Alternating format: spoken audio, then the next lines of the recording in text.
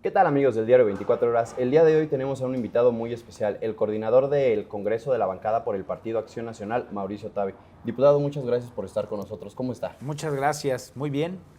Muy contento de poder platicar qué es lo que pasa en nuestra ciudad. Excelente. Se ve muy crispado el ambiente en la Miguel Hidalgo. Desde su punto de vista, ¿a qué cree que se debe? Pues andan desesperados los del gobierno porque ya no saben cómo retener el poder después de que han hecho muy mal las cosas. Desde el presidente de la República, que ha dejado a mucha gente sin trabajo y con los ingresos a la mitad, hasta el gobierno de la alcaldía, que a muchos los ha dejado sin los programas sociales porque se los dan a los suyos y a los mismos. ¿Cuál considera que es el principal problema que se vive en la Miguel Hidalgo? Pues la inseguridad, ¿no? Se decía que había sido el gobierno de la seguridad y lo único que vemos es pura publicidad sobre el tema, porque los asaltos, los ajustes de cuentas, los homicidios, el robo es una constante, no en una colonia, en todas las colonias. Eso es lo que dice la gente. ¿Usted qué hizo como legislador en el Congreso de la ciudad? Pues a mí me tocó impulsar la agenda de la Constitución de la ciudad, que fuera una realidad todos estos derechos. Y muy concreto, defender a las maestras y a las madres de familia cuando el gobierno atacó las estancias infantiles. Esto fue un golpe durísimo porque muchas mamás perdieron el espacio donde cuidar a los niños. Y esto fue una atadura todavía más fuerte para las mujeres que sufren una desventaja social y que las labores de cuidado las han condicionado para desarrollarse profesionalmente. Otros temas que también defendí desde el Congreso, fue un Congreso que hiciera mucho más con menos, un Congreso menos gastalón. Desde la Asamblea Constituyente le hicimos un recorte al Congreso de más del 30%, lo que significó que la ciudad se ahorró 2.400 millones de pesos en 3 años.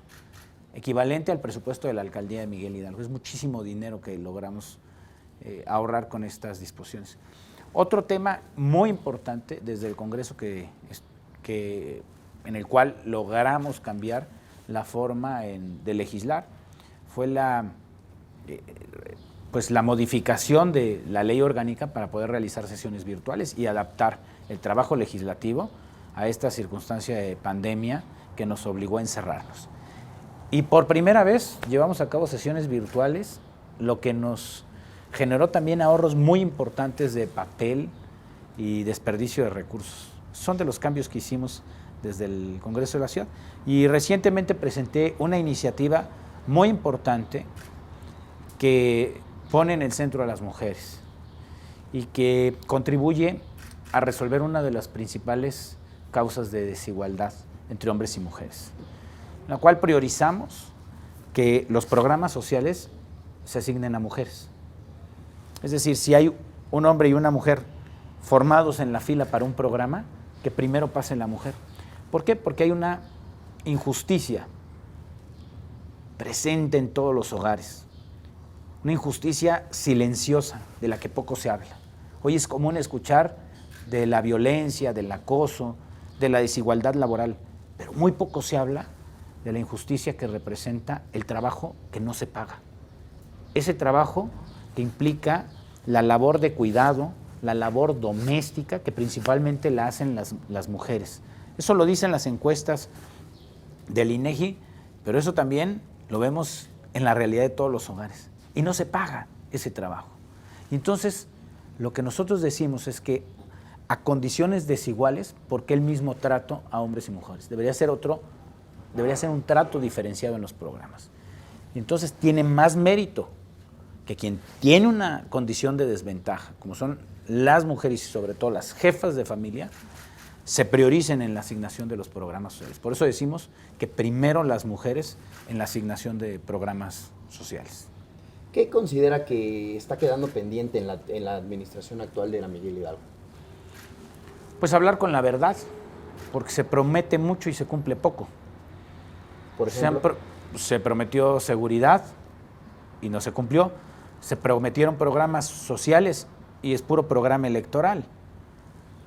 Se ha prometido tomar en cuenta a los vecinos y las obras se realizan sin que se consulten a los vecinos. Los cambios de uso de suelo se realizan sin consultar a los vecinos. A espaldas de la gente se gobierna. ¿Qué opina usted de aquellos que están usando las vacunas electoralmente?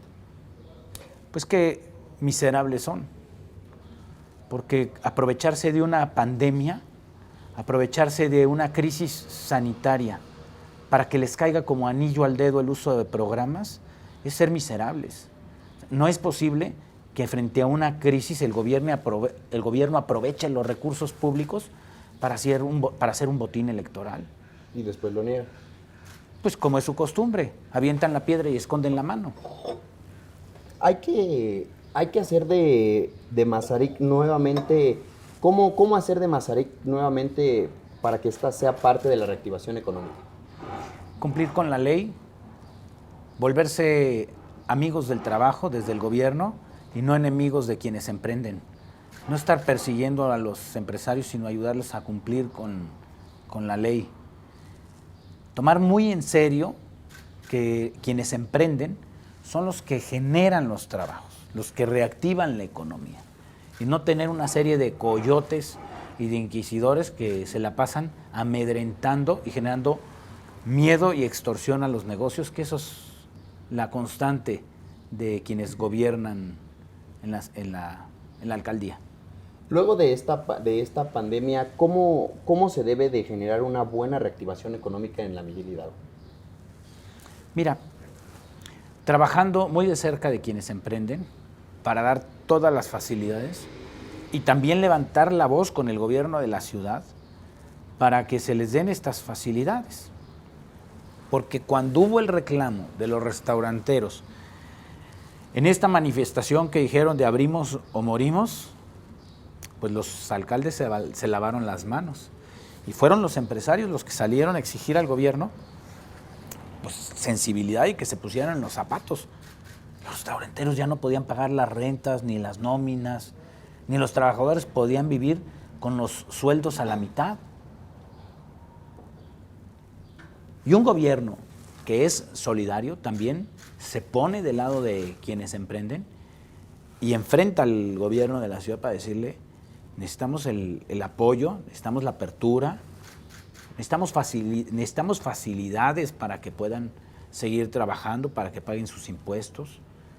Se necesitan apoyos para generar liquidez y sobre todo se necesita la solidaridad y la empatía para dejar de perseguir a quienes emprenden y no andar mandando a los verificadores a intimidar, porque hoy se aprovecharon de la pandemia para desplegar un ejército de verificadores que estuviera intimidando a los negocios.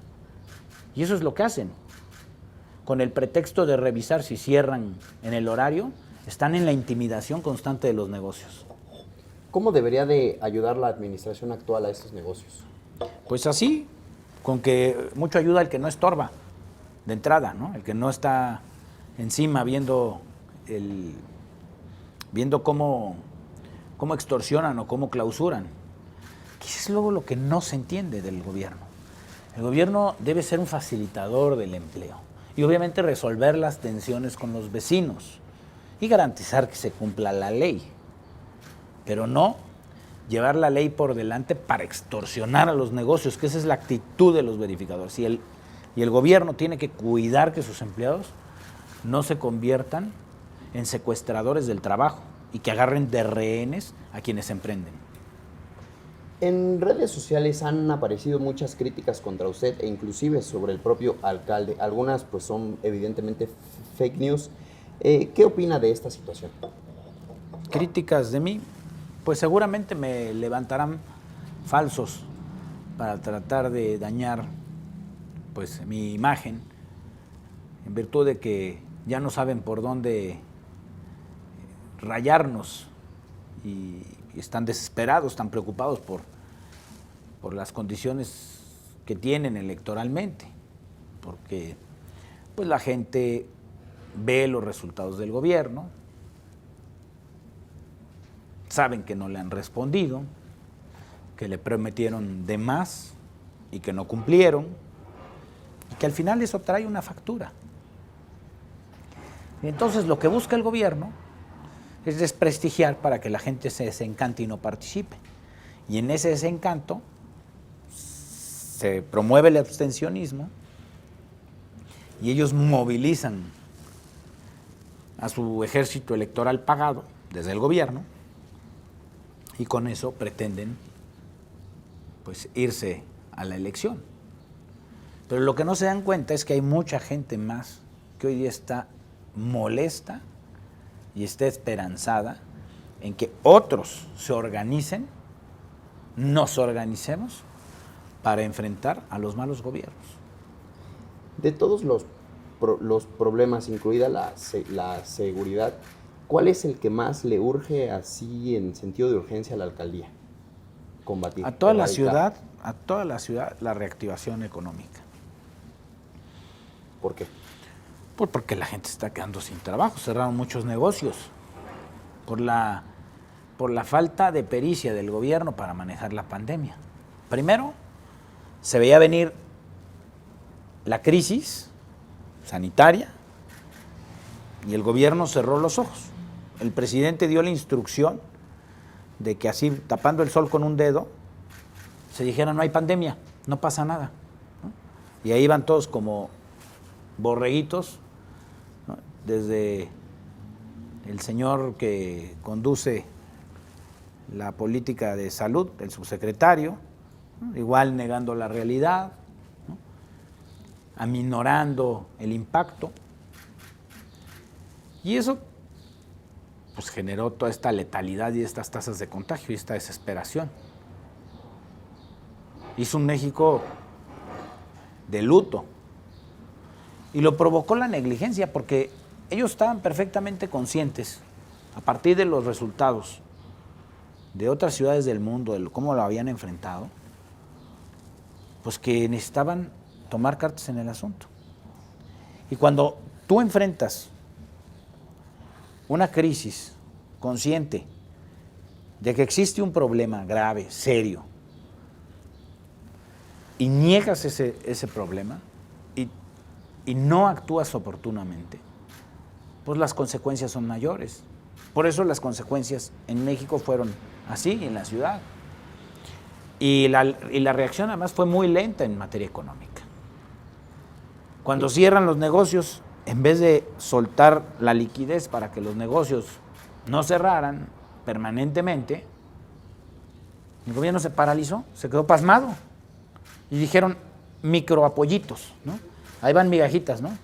A cuentagotas, porque no podemos repetir las fórmulas del pasado de apoyar a las empresas, porque el fantasma del Fobaproa y de los rescates a las empresas los perseguían, porque así gobierna Morena, perseguido por sus fantasmas ideológicos. Y como lo persiguen sus fantasmas ideológicos, las recetas del pasado, ya hayan sido buenas o malas, no las pueden repetir. Por eso las consecuencias que hoy tenemos en materia económica. Porque cuando vives enjaulado en tus demonios, gobiernas mal. Y eso es lo que le está pasando a nuestra ciudad. Y eso, y como ese ejemplo está, por ejemplo, las estancias infantiles cuando las cerraron.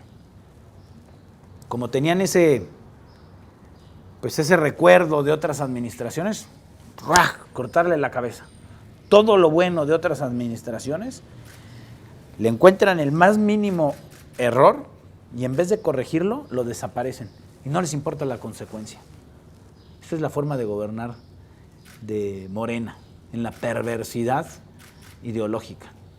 Y ya para finalizar, me gustaría preguntarle, si no hay una competencia limpia en las próximas elecciones, ¿quién pierde? Los ciudadanos. Los ciudadanos porque su voluntad no se acata. Diputado, pues muchísimas gracias por estos minutos que nos regaló. No, hombre, al contrario, muchas gracias, Marco.